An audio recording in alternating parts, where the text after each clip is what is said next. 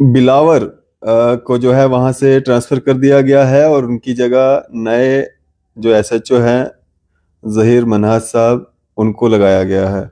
इस खबर को लेकर के जिस तरह से पिछले कई दिनों से सब ये डिमांड कर रहे थे कि जो वहाँ पे थाना पे जो एसएचओ साहब हैं उनको वहाँ से ट्रांसफर किया जाए, इंक्वायरी इनिशिएट की जाए। अब उसके चलते जो है ये सब कार्रवाई जो है वो की गई है, ट्रांसफर की गई है, या और कुछ मामला है? क्योंकि अभी आपने देखा परसों ही जो दो लोगों की वहाँ पे जो हत्या की गई है, बड़ा मामला वहाँ पे, उसको लेकर के भी वहाँ पे काफी ज्यादा प्रोटेस्ट देखने को मिले, लोग रोष में थे।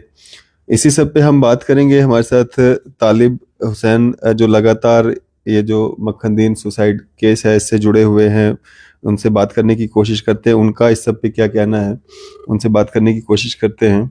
हेलो तालिब भाई। जी सर। तालिब भाई, ये जो खबर आ रही है कि एसएचओ बिलावर को जो है ट्रांसफर कर दिया गया है, कितनी सच्चाई है इसमें? हाँ, ये बिल्कुल सच बात है। मैंने भी बिलावर में बहुत सारे लोगों से बात की, जो इनफैक्ट पुलिस स्टेशन में कुछ लोग हैं। तो यहाँ पे एसएचओ जितेंद्र सिंह, जिसके आज 13 दिन हो गए, जिसके खिलाफ वाहुवेला करते हुए तमाम लोग, उसमें सियासी लोग भी शामिल हैं, उसमें बुकला हजरात भी शामिल हैं, सोशल एक्टिविस्ट भी हैं, आप मीडिया के लोग भी हैं, सिविल सोसाइटी भी है। तो आज 13वें दिन जाके एक तो जब सुबह मोहतरमा महबूबा मुफ्ती साहिबा का फिर से ट्वीट आया कि अभी तक कोई भी कार्रवाई नहीं है और ये कैसा अनफॉर्चुनेट मसला है कि एसएचओ अभी तक वहीं पे है और दहशत ज़दा हैं लोग। तो फिर उसके बाद आज दिन में उनको वहां से रिमूव किया गया और उनकी जगह जहीर मनाज साहब को तैनात किया गया है जी, जो कि अभी इन्वेस्टिगेशन की टीम पुलिस डिपार्टमेंट की तरफ से जो इन्वेस्टिगेशन हो रही है, जिसमें डीआईजी साहब शिव कुमार साहब उसको उस इन्वेस्टिगेशन को हेड कर रहे हैं जी, इन्वेस्टिगेशन को हेड कर रहे हैं। तो उन्हीं में एक मेंबर ये भी हैं जहीर मन्हाज साहब। तो जहीर मनाज साहब को यहाँ पे तैनात किया गया है। तो ये एक बड़ी खुशाइन बात है बिलावर के लोगों के लिए, एक राहत की सांस है। मुझे वहां से बेशुमार लोगों ने फोन करके इस पे खुशी का इजहार किया और मैं आपके चैनल के जरिए से तमाम तर लोगों को, खासकर मोहतरमा महबूबा मुफ्ती साहिबा, उनकी बेटी और उसके अलावा हमारे वकील वकला हजरात जो हैं हाई कोर्ट के, जिनमें शेख शकील साहब हों, गोनी साहब हों, एडवोकेट अनवर चौधरी साहब हों, आज मैंने टोनी साहब को भी देखा बीच में। जी, जी, बीच में फिर आपकी हमारे जनाब सफीर चौधरी साहब हैं और उनके अलावा जितने लोग भी हैं जो फाइट कर रहे हैं, और मीडिया फैटर्निटी में स्पेशली आप हैं और बाकी लोग जितने भी हैं, जो लोग भी इसके लिए पीछे पड़े हुए थे, बात कर रहे थे, उन सब लोगों का बहुत मुबारकबाद। तो मैं इसलिए भी दे रहा हूँ कि ये कोई इंसाफ नहीं हुआ है फिलहाल, लेकिन कम अज कम जिस सिमत में हम चल रहे हैं उसमें कम अज कम एक कामयाबी मिली है। और एक खुशाइन बात ये है कि हमें हौसला तोड़ने की जरूरत नहीं है। जैसे आपको भी पिछले दिनों चंद लोगों की तरफ से प्रेशर आया कि आप बात करना बंद कर दें, तो आपने हिम्मत रखी, हम भी अल्हम्दुलिल्लाह अड़े रहे। अब बहुत सारी चीजें हमारे साथ भी हुई जो हम नहीं बताते, क्योंकि हमारा मकसद है कि मेन टॉपिक पे कंसंट्रेट करें, बाकी चीजें होती रहती हैं, ये तो जाहिर है, जब निकले हैं तो ये सब चीजें होंगी। तो बावजूद इस सब के ये अच्छी खबर है कि कम अज कम एक छोटा सा ही सही, लेकिन एक छोटा सा हमने एक स्टेप कामयाबी का हासिल किया है। तो मजीद इसी तरह से हमने मजबूती के साथ खड़े रहना है, cutting across the political parties, cutting across the region, religion, caste और क्रीड।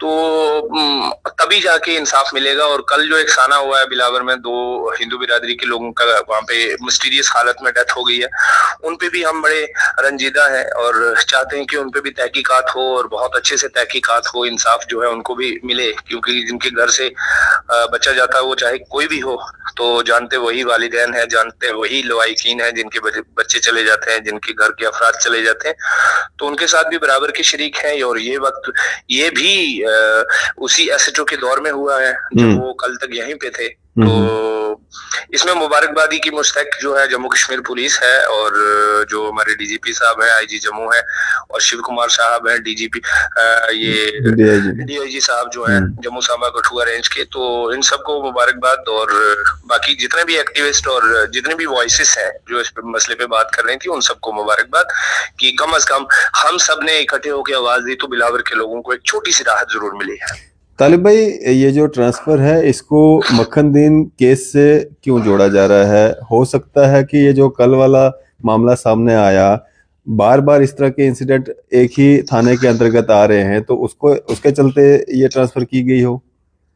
देखें, वो भी हो सकता है, लेकिन मैं इसको दूसरे एंगल से देखता हूँ कि पिछले 3-4 मरतबा जब इनकी इस एसएचओ की ट्रांसफर हुई तो नहीं भेजा गया, इसको रिलीव नहीं किया गया। तो फिर उसके बाद इसी के दौर में करीब करीब 3-4 दर्जन के करीब लोगों को फेक केसेस में जेल में भेजा, और ये सब भी आला ऑफिसरान को पता था, एजेंसीज को पता था। फिर तब जब जाके नहीं हुआ तो फिर आज समझ में ये आता है कि जिस तरह से कॉन्टिन्यूसली हम बात कर रहे थे, और कॉन्टिन्यूसली जिस तरह से हाई कोर्ट से वकला हजरात बात कर रहे थे, और कॉन्टिन्यूसली मोहतरमा महबूबा मुफ्ती साहिबा फॉलो कर रही थी इस केस को और बात किए जा रही थी, तो मुझे लगता है कि ठीक है, वो भी एक रीजन हो सकता है तो वो भी हमारी ही जाने, जो बेगुनाह कल चले गए वो भी तो हमारे ही लोग हैं। तो किसी भी बहाने से उनको उसको हटाया हो, लेकिन राहत जो है वो बिलावर के लोगों को मिली है। बिल्कुल। तो तालिब भाई, क्या लगता है अब आपको, क्या एफआईआर दर्ज होगी इस पूरे मामले में? कारणों का पता चले, इन्वेस्टिगेशन जो है प्रॉपर हो सके कि क्या कारण थे, क्या वजूहात थे मखनदीन को सुसाइड करना पड़ा, और अभी ये जो नया मामला सामने आया ये भी अनसुलझी गुत्थी है, इसको भी सुलझाना है। मुझे लगता है जिस तरह की जम्मू कश्मीर पुलिस है हमारी, जिस तरह की एफिशिएंसी इनके अंदर है, जिस तरह के इन्होंने बड़े बड़े मसले हल कर लिए हैं, तो ये कोई बड़ा राज रहेगा नहीं, ये बहुत देर तक ये पर्दा रहेगा नहीं। उठाने पे आए पुलिस तो उठा लेगी, और अब इसके पीछे क्या हकीकत है खुदा जानता है, किन लोगों ने मारा, क्यों मारा, क्या कहानी है। तो इसमें सारे एंगल पुलिस अपने हिसाब से इन्वेस्टिगेट कर रही होगी और करेगी भी। और मैं एक चीज इसमें जरूर कहना चाहता हूँ कि इसमें मैंने पहले भी कहा किसी चैनल पे कि सब उन्होंने मुझसे पूछा कि सेंट्रल गवर्नमेंट इसमें आप क्या कहते हैं, पुलिस डिपार्टमेंट सेंट्रल गवर्नमेंट के अंडर आता है, तो आप मुतमिन है सेंट्रल गवर्नमेंट के डिसीजन से? तो मैं नहीं समझता कि ये सेंट्रल गवर्नमेंट का कुछ है इसमें, ना ही हमें सेंट्रल गवर्नमेंट से कुछ लंबा चौड़ा लेना देना है, लेकिन हम अपनी जम्मू कश्मीर से पुलिस से वास्ता रखते हैं, उन्हीं से उम्मीद रखते हैं, और उन्होंने एक अच्छा स्टैंड लिया। अगरचे 13 दिन लग गए, लेकिन कम से कम एसएचओ को रिमूव किया। तो फ्यूचर में मैं उम्मीद रखता हूँ कि पुलिस जिस राह पे काम करना चाह रही है, अगर तो उस तरह से कर लिया तो बहुत अच्छी बात है।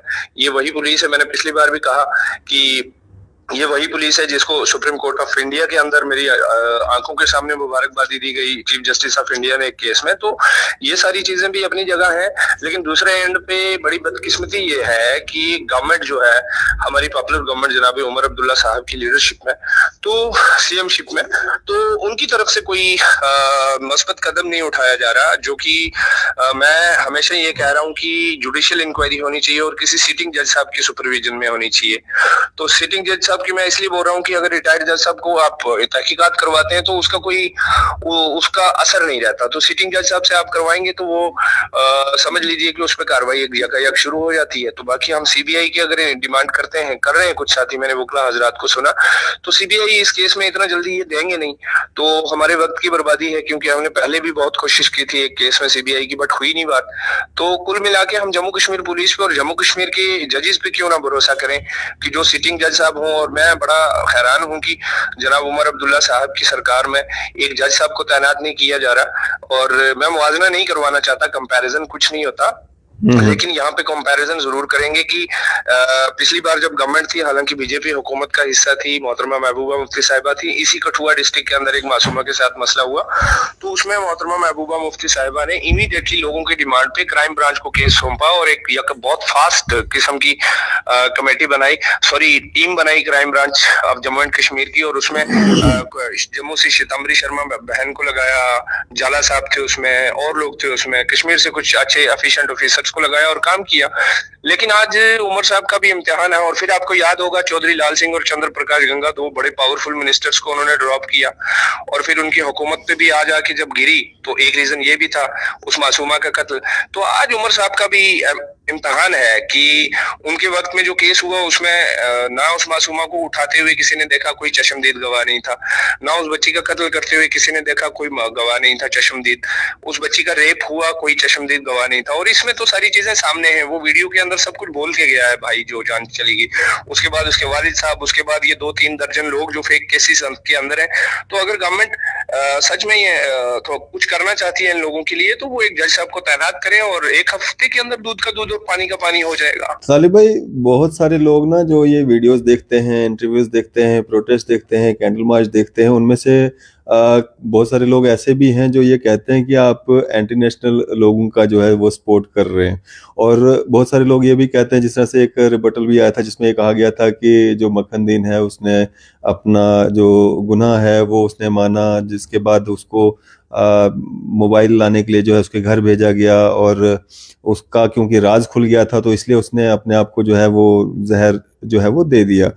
तो अगर वैसी सूरत भी देखी जाए कि वैसा भी हुआ होगा, तो क्या उन लोगों के खिलाफ, उन पुलिस कर्मियों के खिलाफ कार्रवाई फिर भी होगी? क्योंकि एक एंटी नेशनल अगर वो व्यक्ति था या उसने अपना गुनाह कबूल किया था, उसको इस तरह से छोड़ देना या इस तरह से उसको मौका देना, वो भाग सकता था, 10 लोगों को मार सकता था या और कोई क्राइम कर सकता था। अगर उस रिबटल पे भी हम चले तो फिर भी जो लोगों ने ये गलती की है उनके खिलाफ कार्रवाई बनती है। देखिए अरफाज भाई, आपने अपने सवाल का खुद ही जवाब दिया बहुत बेहतरीन तरीके से। बुनियादी बात यही है कि ओजीडब्ल्यू अगर था वो, तो जनाब यहाँ पे एक छोटे से चोर को पुलिस जो है एक बार गिरफ्तार करती है तो उसके बाद बरामदी करती है, उसके बाद कभी उसको पेशाब करने के लिए भी अलग अकेले अपने गेट से बाहर नहीं छोड़ती है, अपनी अपने गिरफ्त से बाहर नहीं छोड़ते। तो ये कौन सा किस तरह का मिलिटेंट था जिसको 2 घंटे पैदल चलाया और कोई बंदा उसके साथ नहीं था, फिर उसको घर जाने दिया गया और उसको बोला गया कि भाई जा घर से जाके फोन ला। तो फोन तो एक चोर का भी जब्त करना होता है, तो पुलिस की पार्टी जाती है, घर से जाके लेके आती है। तो जब आपके दूसरी बात ये जो लोग कहते हैं कि जनाब उसने गुनाह कबूल किया, तो इन्हीं में से ये जितने भी महारथी हैं, जितने भी सुरमा हैं, इनसे मेरी गुजारिश है कि आपको भी अगर पुलिस टॉर्चर करेगी, उस बेचारे को तो रात भर टॉर्चर किया, दिन भर टॉर्चर किया, फिर रात भर टॉर्चर किया, उसकी जान निकल गई, जान निकालने की फिर तक पहुंचा दिया उसको। आपको 10 मिनट पुलिस के टॉर्चर में रखेंगे, आप बोलेंगे जनाब मैं दुनिया के सबसे बड़े टेररिस्ट के साथ मिला हुआ हूँ। तो इसीलिए तो हमारे देश की खूबसूरती ये है कि इसीलिए तो देश का कानून जो है पुलिस में दी हुई स्टेटमेंट को नहीं मानती है। पुलिस में जो भी आप स्टेटमेंट देंगे कोर्ट में वो अनएक्सेप्टेबल होगी, वो कोर्ट में जाके उड़ जाएगी। कोर्ट में आपको नए सिरे से फिर बयानात क्यों लिए जाते हैं? जज साहब के सामने बयानात करने की क्या जरूरत है? अगर पुलिस की ही स्टेटमेंट सारी सच्ची होती है तो पुलिस डिपार्टमेंट खराब नहीं है, मैं कतई नहीं मानता। पुलिस डिपार्टमेंट बहुत एफिशिएंट लोग हैं उसके अंदर। पुलिस डिपार्टमेंट यहाँ पर लॉ एंड ऑर्डर को देखती है, पुलिस डिपार्टमेंट लोगों के साथ इंसाफ करवाती है, करती है। लेकिन बीच में चंद एक लोग होते हैं जिनको किसी चीज की दौलत की हिर्स है, किसी को स्टार्स बढ़ाने हैं, किसी को और मकसद है, कोई जो है क्या बोलते हैं ये आइडियोलॉजिकल पुलिसिंग कर रहा है प्रोफेशनलिज्म को छोड़ के। तो इस तरह के अनासर जो है हर कबीले, हर लोगों, हर कम्युनिटी, हर मजाहिब के लोग पाए जाते हैं महकमों के अंदर। तो वो अपनी जब खसलत करते हैं तो उसके लिए भी कोर्ट ऑफ लॉ है। वो भी जब कोर्ट के दायरे में आएंगे तो आपको फ्यूचर में इंशाल्लाह पता चल जाएगा कि उनको सख्त से सख्त सजाएं होंगी। ये यहाँ इस मुल्क के अंदर खूबसूरती है कि यहाँ पे अदालतें जिंदा है, और इस मुल्क के अंदर कोई भी बंदा ज्यादती करेगा वो बचेगा नहीं, वो चाहे जितना मर्जी रिलीजियस इन्फ्लुएंशियल हो। आपने राम रहीम को देखा, आपने आसाराम बापू को देखा। अच्छा पुलिस ऑफिसर कोई होगा आप वो भी अंदर जाते हैं। बिल्कुल बिल्कुल, जो भी क्राइम करेगा, गलत कोई करेगा। आर्मी के अंदर भी अगर रह के कानून तोड़ेगा तो उस पर भी कार्रवाई है। तो ये मुल्क का कानून जो है सबके लिए बराबर है, इक्वल टू एवरीवन। मैं हूं तो मेरे लिए भी उतना ही कानून, मुल्क के वजीर आजम साहब हैं तो उनके लिए भी उतना ही है। तो इसलिए इस पे यकीन रखना चाहिए अदालत पे। और जो लोग ये कहते हैं कि पुलिस के आगे उसने माना, उनको जरा सा सोचना चाहिए कि पुलिस के अंदर, पुलिस जब एसएचओ पे इतनी इल्जामात लग रहे हैं कि उसने इतने सारे पैसे लिए, चलिए वो ठीक है, मखनदीन हो सकता है, मान लीजिए वो मिलिटेंट है, उसका चाचा पाकिस्तान में आप बोलते हैं कि है, मान लीजिए है। लेकिन वो जो 17, 18, 20, 30 लोग, 30 के करीब लोग जो फेक मिलिटेंसी केसेस में कठुआ में जेल भरी पड़ी है, जम्मू में है, उधमपुर में है, उनका क्या कसूर है? क्या वो सारे के सारे मिलिटेंट हैं? और इन्होंने पिछले 6 महीने में 2000 लोगों को गिरफ्तार किया है। उनमें से मैंने बताया आपको 30 के करीब लोग जो जेलों के अंदर भरे पड़े हैं, किसी पे पीएसए लगाया हुआ है, यूएपीए लगाया हुआ है, उनको बार बार के। तो एक भी बंदे को कोर्ट ऑफ लॉ में जज साहब के सामने साबित क्यों नहीं करवा पाए कि ये है असल मिलिटेंट? आपने कभी स्टोरी की इन पे? कठुआ में जो ये लोग इतने जेलों के अंदर हैं, कभी आपको किसी ने स्टोरी फ्लैश करवाई एडमिनिस्ट्रेशन की तरफ से या किसी और पोर्टल पे आपने खबर सुनी कि फला शख्स पे साबित हो गया जनाब ये मिलिटेंट है? तो नहीं हुआ। तो ये सारे लोग बेचारे जो हैं, इनको जो है पता नहीं क्यों कुछ लोग जो हैं, कुछ पुलिस ऑफिसर्स जो हैं अपनी हिर्स के चलते और अपने नाकामी को छुपाने के लिए आम लोगों को, चाहे उसमें हिंदू है, मेरे पास 2-3 केसेस ऐसे भी हैं जिसमें हिंदुओं को भी उठा के फेंका हुआ है अंदर, तो चाहे हिंदू है चाहे मुसलमान है, पैसे दे दिए तो बच गया, पैसे नहीं दिए तो नहीं बचा, वो मिलिटेंसी केसेस लगा दिए। तो ये तो सारा का सारा जो जितने भी लोग हैं ये पूरे शक के दायरे में आता है। तो ये सारा का सारा मसला इन्वेस्टिगेशन का पार्ट है कि इस सब पे इन्वेस्टिगेशन होनी चाहिए। आपने 2000 लोगों को उठाया, उसमें से 60-70 या 30-40 लोगों को जेल में डाल दिया, उन सब पे भी तहकीकात होनी चाहिए। देखिए ना, एक मजलूम जो है, एक खातून जो है जो भेड़ बकरियां चराती है, उसके बेटे को आपने जेल में बंद कर दिया इसलिए कि वो बेटा 5 लाख नहीं दे पाया। मैं कहता हूँ वो झूठ बोल रही है, लेकिन पहले इन्वेस्टिगेशन कर लो आप, उसकी माँ से बयानात ले लो, उसके बेटे से बयानात ले लो, फिर टैली कर लो, जो पुलिस ने कहानी बनाई है उसको भी फिर से पढ़ लो, जो पुलिस ने अपनी स्टोरी बनाई है उसको भी देखो। यहाँ पे एक खातून ने इल्जाम लगाया कि मेरे बेटे को इस तरह से जनाब उसके उस पे 50 लोग गवाह हैं कि उस पे हथियार पुलिस ने खुद डाल दिए, तो उस पे भी तहकीकात क्यों नहीं हो जानी चाहिए। यहाँ पे एक शख्स ने ये इल्जाम लगाया कि मुझे जनाब मुझे ये काजू और बादाम दिए गए और कहा कि जाओ दूर, कलाको नाम की पुलिस वाले ने कहा कि उस जगह पे जाओ और जाके वहां पे दे दो, वहां पे बंदे वेट कर रहे होंगे। जब वहां पहुंचा तो पुलिस पार्टी ऑलरेडी वेट कर रही थी और उसने उठा लिया और कहा कि बताओ किसने भेजा, तो उसने कहा फला पुलिस वाले ने। बैक कॉल किया तो पुलिस वाले ने इनकार किया, आज वो जेल में बैठा हुआ है, मिलिटेंसी केस भुगत रहा है। तो ये सब लोग, इनको बिहाइंड द मतलब वॉल की तरफ आप क्यों पुश करना चाह रहे हैं, आप क्यों चाह रहे हैं, मतलब ये वो लोग हैं जो मतलब आपकी आंख और कान थे, आंख और कान थे और हमेशा आपका सपोर्ट करते थे, हमेशा आपके साथ खड़े थे। आपका एक अफसर उठता है, उनको पूरी की पूरी मेन स्ट्रीम से काट के सबको दहशतगर्द बना रहा है। अब ये जितने 60-70 लोग हैं, सारे दहशतगर्द तो नहीं है ना। तो मुझे ये बताइए खुदारा, ये सवाल बनता है, वो छूट जाएंगे, मुझे भी पता है वो बेगुनाह होकर छूटेंगे, लेकिन छूटेंगे कब? 5-6 साल के बाद, 8 साल के बाद। तो आपने उनको क्या दिया? वो 8 साल खा लिए, किस पे जिम्मेवारी किस पे तय हुई? क्यों, किसने वो ये कंपनसेट कौन करेगा? ये 8 साल, ये 5 साल, ये 4 साल, ये 4 दिन भी क्यों ना हो, ये कौन कंपनसेट करेगा? ना, नो वन।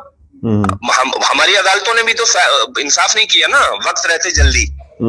तो जो उनका वक्त बर्बाद हुआ, उसकी बात मुझे बताइए। जब ये 60-70 लोग आपने इस तरह से एलिनेट किए, सेपरेट किए, तो जब वो जंगलों के अंदर रहेंगे दोबारा, तो उनकी औलादें, वो खुद, अगर उनको कहीं कोई शरपसंद मिल गया, कोई अनासर ऐसा मिल गया जिसके हाथ में हथियार है, छोटा या बड़ा, तो वो तो पकड़ाएगा। क्या वो परहेज करेंगे? वो तो सोचेंगे ऑलरेडी मरे हुए। तो अब जब इन्होंने हमें सजा दे ही दी है इतनी देर, खुदा ना करे, खुदा ना करे, तो ये तो मतलब मेन स्ट्रीम और इंडियन जुडिशरी और इंडियन जमहूरियत का ही ये मतलब खात्मा करने की तरफ लेके जा रहे हैं, जो कि बहुत अनफॉर्चुनेट है। और मुझे नहीं लगता कि इस तरह के जिन भी पुलिस वालों ने किया होगा, वो ना तो पुलिस डिपार्टमेंट की जो इन्वेस्टिगेशन है उससे बचेंगे, अगर उससे बचे भी तो हम उसको अदालत में नहीं छोड़ेंगे, हम लटकाएंगे उनको। तालिब भाई, ये जो एसएचओ की ट्रांसफर हुई है, इससे क्या लगता है आपको, कितना राहत या क्या कुछ इन्वेस्टिगेशन में मतलब मदद या क्या?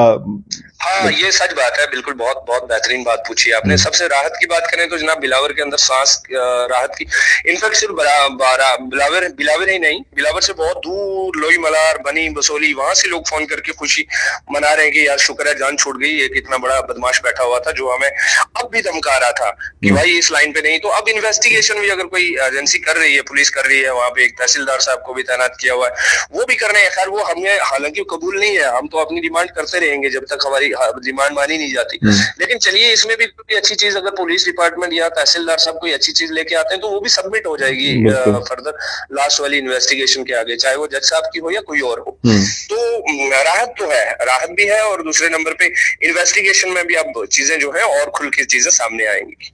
चलें, शुक्रिया हमारे साथ बातचीत करने के लिए। शुक्रिया। थैंक यू, शुक्रिया शुक्रिया। तो ये तालिब हुसैन साहब हमारे साथ बात जो है वो शेयर कर रहे थे, और जिस तरह से ये कहा जा रहा है कि एसएचओ बिलावर, जिन पे काफ़ी सारे आरोप लगाए जा रहे थे, उनको वहाँ से ट्रांसफ़र कर दिया गया है और नए एसएचओ के तौर पे वहाँ पे जो है ज़हीर मनास जो है उनको लगाया गया है। आपकी इस सब पे क्या राय है? आप अपनी राय जो है ज़रूर साझा कीजिएगा। इसी तरह की मज़ीद अपडेट्स के लिए आप देखते रहें न्यूज़ शहर इंडिया।